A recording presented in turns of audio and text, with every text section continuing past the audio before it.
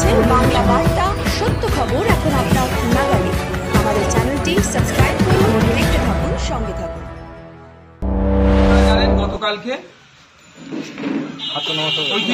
ঐতিহ্যবাহী ফুরফুরা হাই মাদ্রাসার অভিভাবক প্রতিনিধি নির্বাচনে প্রগতিশীল গণতান্ত্রিক ফ্রন্টের পক্ষ থেকে যে প্রার্থী দেওয়া হয়েছিল, তৃণমূল কংগ্রেসের মনোনীত প্রার্থীদেরকে ব্যাপকভাবে পরাজিত করেছে।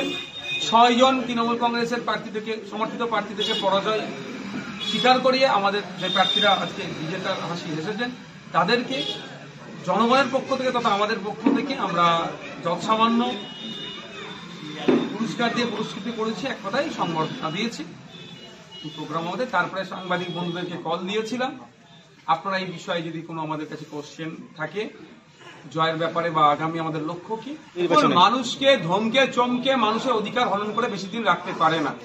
পঞ্চায়েত নির্বাচনে যে জনগণ ভোট দিয়েছিল শাসকের বিপক্ষে, তারা পুলিশ প্রশাসনকে কাজে লাগিয়ে ভোট লুট করেছিল।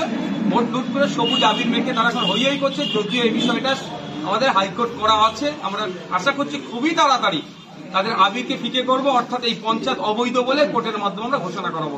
সেই ক্ষোভটা ছিল, সেই সুযোগ পেয়েছে, নির্বাচনে অংশগ্রহণ করেছেন, ভোটদানের পূর্ণ স্বাধীনতা পেয়েছে, কোনো ভয়ভীতিকে ছিল না, সবকে উপেক্ষা করে ভোট দিয়েছে, শাসকের বিপক্ষে ভোটটা দিয়ে এটা প্রমাণ করে দিচ্ছে যে আমরা পঞ্চায়েতে যে আমাদের ভোট লুট হয়েছে, আমরা এখানে সিপিএম এবং আইএসএফ মিলে যে জোট গঠন করেছিলাম, শাসককে পরাস্ত করার মতো আমরা ক্ষমতা ধরেছিলাম, সেটা কিন্তু গতকালকের রেজাল্টে কিন্তু আবার প্রমাণিত করেছে। আমরা যেখানেই নির্বাচন হবে আমাদের শক্তি মতো আমরা সেখানেই এগিয়ে যাব এবং মানুষের কাছে যাব, মানুষকে আহ্বান করব, মানুষ যদি আমাদেরকে ভোট দেয় আমরা জিতব। হচ্ছে দেখুন, আমরা তো আগামী 2024 লোকসভাকে আমরা পাখির চোখ করেছি, তো আমাদের হোম সিট হচ্ছে শ্রীরামপুর, সুতরাং এখানে তো আমাদের একটা আলাদা নজর থাকবেই। তো আজকে আমাদের ধরুন এটা একটা প্র্যাকটিস ম্যাচ ছিল, আমরা প্র্যাকটিস ম্যাচে যথেষ্ট ভালো রেজাল্ট করেছি এবং শাসককে এক কথায় সারা রাজ্য জুড়ে কাঁপুনি ধরিয়ে দিয়েছে ফুরফুরা হাই মাদ্রাসার অভিভাবকরা এবং ফুরফুরা অঞ্চলে যারা নেতৃত্বরা, যাদের প্রচেষ্টায় এই রেজাল্ট হয়েছে। আমি তাদেরকে ধন্যবাদ জানাই আজকে সাংবাদিক সম্মেলন থেকে।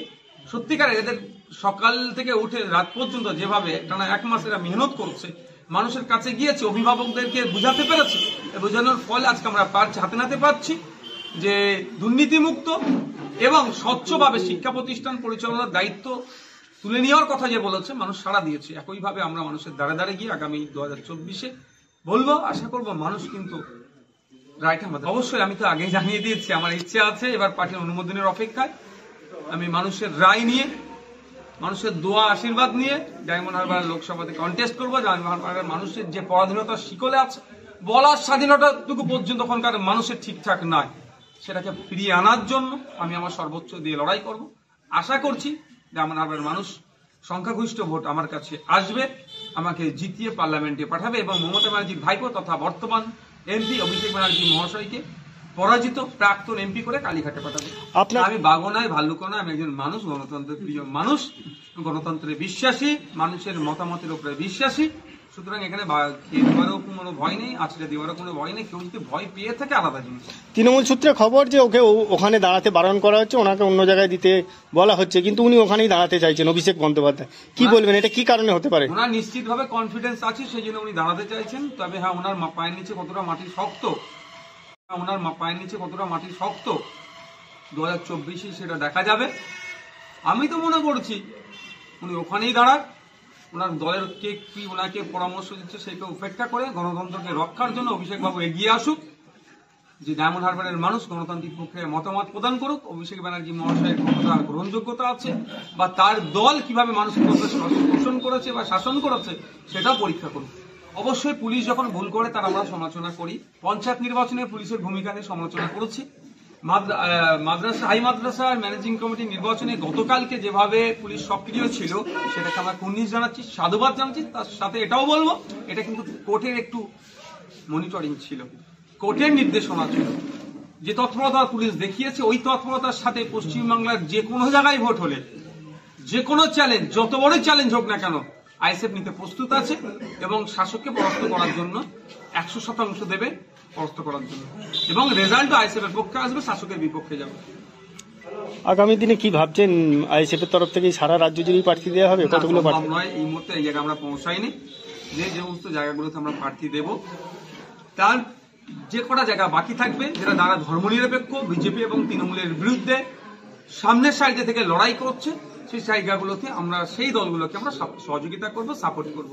আর বলছিলেন যে কোঅপারেটিভ ব্যাংক এবং আরো বিভিন্ন স্কুলে আপনারা এই জাঙ্গিপাড়া ব্লকের, যেহেতু জাঙ্গিপাড়া ব্লক ফুরফুরা অঞ্চলের বেশ কিছু জায়গায় নির্বাচনকে দীর্ঘদিন ধরে আটকে রাখা হচ্ছে, ওই মনোনীত দিয়ে সিলেকশন করে চালানো হচ্ছে, ইলেকশন কোনো হচ্ছে না। যেমন কোঅপারেটিভ ব্যাংক আছে আমাদের এতে রামপাড়াতে, ওখানে অনেক প্রপার্টি ছিল, কিন্তু দুঃখের বিষয় সেটা আজকে এক প্রকার ব্যাংকটা ধ্বংস হতে চলেছে, দুর্নীতি হয়েছে। দুর্নীতি মুক্ত হওয়ার জন্য আমরা সেখানে আগামী দিনে আমরা কন্টেস্টে যাব, মানুষের কাছে যাব। মানুষ যদি রায় আমাদের পক্ষে দিয়ে চালাবে। সামান্য একটা উদাহরণের হিসাবে বলছে, ওখানে যেভাবে লোন দেওয়ার নামে দুর্নীতি হচ্ছে, এটাকেও জনমানুষকে আনা দরকার।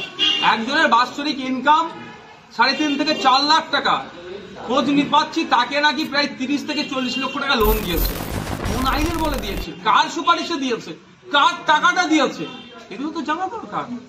এইগুলোর জন্যই আমাদেরকে কমিটির মধ্যে আসা দরকার।